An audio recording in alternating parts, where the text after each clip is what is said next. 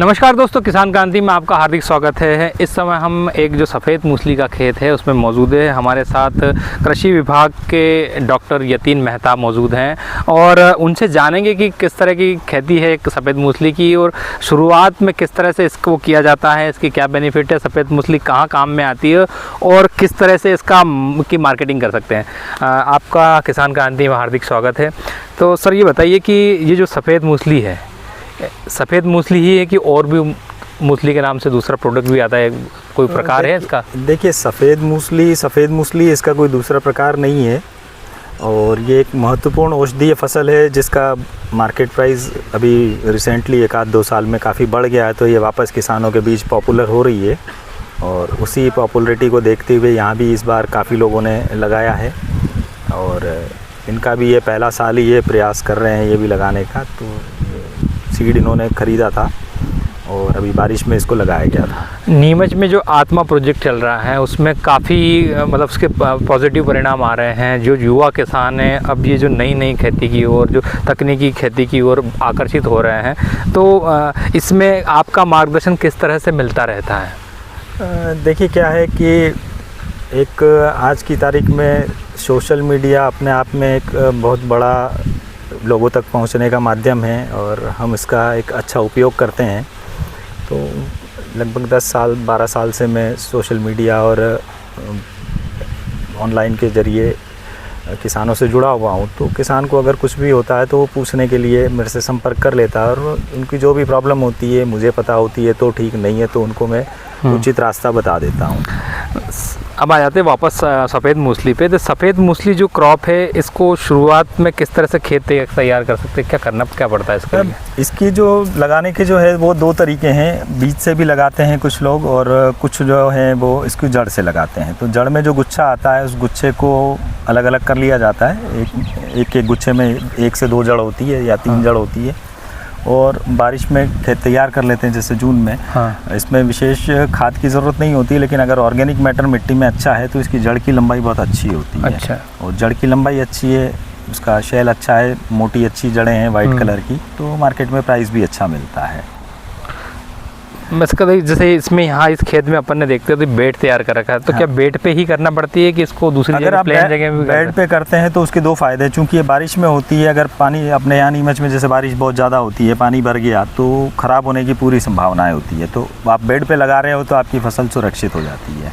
इसको लगाने के पहले क्या बेड पे या यहाँ कुछ खाद वाद देना पड़ता है, किस तरह का? मतलब हाँ, बिल्कुल। फर्टिलाइज़र जो इसका रिकमेंडेड है वो उसमें दिया जाता है और खेत तैयार करके और बेड पे जब बारिश ऑनसेट हो रही होती है तो लगा देते हैं। वैसे इसको आप जल्दी भी लगा सकते हैं चाहें तो, अगर आपके पास जैसे सिंचाई की सुविधा वगैरह है, पानी जून में भी लगा सकते हैं इसको। तो ये लगभग बहुत जल्दी इसमें फ्लावरिंग चालू हो जाता है 1-1.5 महीने के बाद। लेकिन फूल आने के बाद अगर आपको अच्छी जड़ चाहिए तो उसको तोड़ देना चाहिए। अच्छा, ऊपर से काट देना? ऊपर से काट लेंगे तो आपकी जड़ें ज़्यादा अच्छी और अच्छा ग्रोथ करेगी, अच्छी ग्रोथ करेगी। लेकिन इन्होंने सीड भी निकाला है, क्योंकि सीड का प्राइस भी अभी जब ये ख़रीद के लेके आए थे, इन्होंने पहला जो ट्रायल लिया था वो सीड से लिया था, तो सीड का प्राइस 20,000 रुपये किलो है। तो इन्होंने इस बार इकट्ठा किया उस सीड को भी और बाकी जो उस सीड से जो जड़ें हुई थी वो इन्होंने प्रॉपर कमर्शियल वे में इस बार पहली बार लगाई है।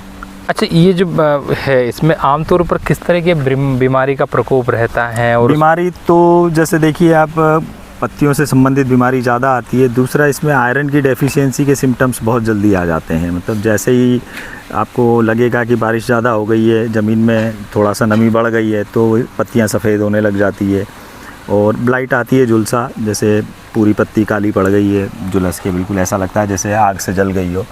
तो ये बीमारियां आती है। कीड़ा भी इस बार इसमें हमने देखा है, इसमें फॉल आर्मी वर्म जो है कीड़ा जो मक्का में लगता है जी, क्योंकि ये भी मक्का जैसे ही ऊपर से दिखता है जब उगता है, तो उस टाइम में इसमें मक्का में फॉल आर्मी वर्म भी जो लगता है वो इसमें देखा गया है।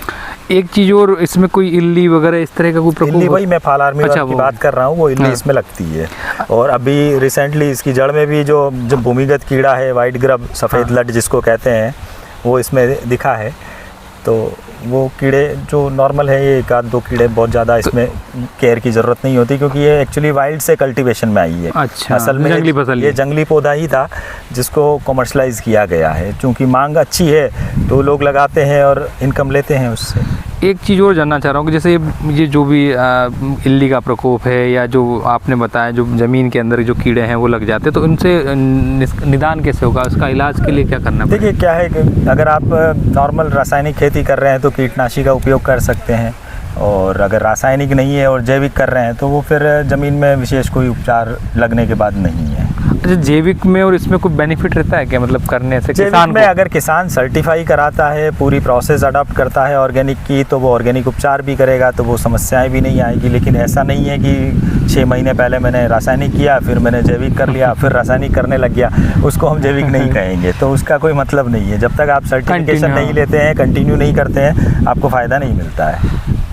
अभी आमतौर पे देखने में आता है कि जो युवा किसान हैं या नई जनरेशन है वो खेती से थोड़ा सा अलग हो रही है, लेकिन कुछ युवा जिस खेत पे खड़े अपन वो पाटीदार जी के, तो वो जो युवा किसान है इंजीनियरिंग छोड़ के इस तरफ आया है, तो क्या नए युवाओं को इस तरफ आने की ज़रूरत है, इधर कुछ फ़ायदा है? देखिए क्या होता है, मैं हमेशा से फार्मर्स के बीच भी यही कहता हूँ कि एक डॉक्टर होता है, वो अपने बेटे को डॉक्टर बनाने के लिए पूरे प्रयास करता है, उसको पढ़ाने के लिए भेजता है। वकील होता है, वो अपने बच्चे को वकील बनाने के लिए LLB कराता है। हमारे किसान भाई एग्रीकल्चर पढ़वाते हैं कि अपने बच्चे को 50 बीघा ज़मीन है, उसका बच्चा भी एग्रीकल्चर पढ़ा हुआ नहीं है, और मान लो गलती से पढ़ भी गया, एक बच्चा पढ़ गया तो वो नौकरी में चला गया, दूसरे को क्यों नहीं पढ़वाया?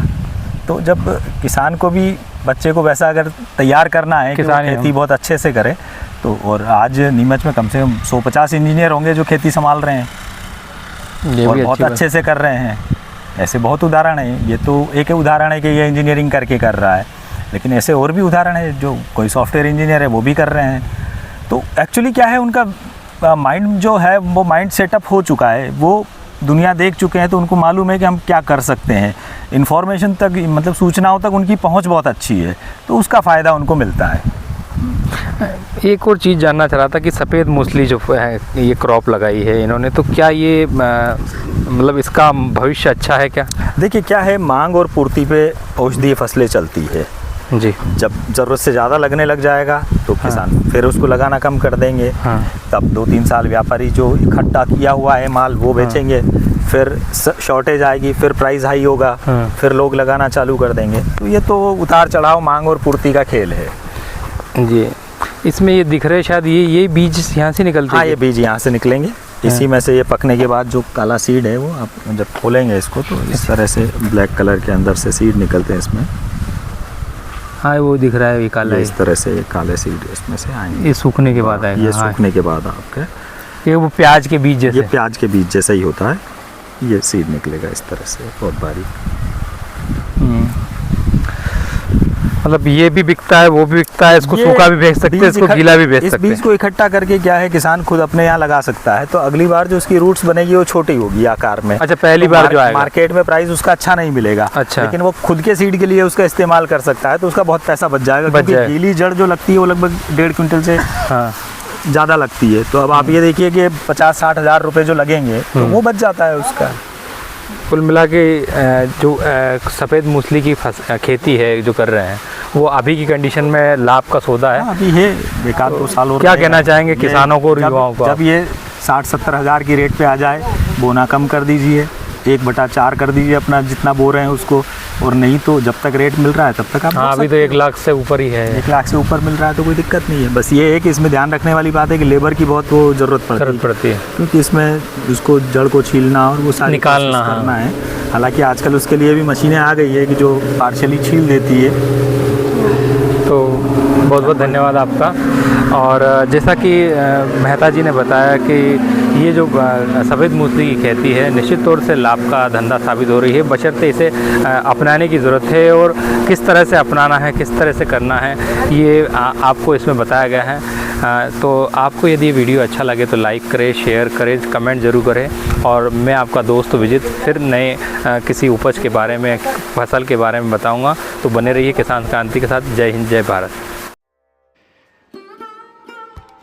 खेती किसानी और ग्रामीण भारत की खबरों को देखने के लिए हमारे YouTube चैनल किसान क्रांति को सब्सक्राइब कीजिए।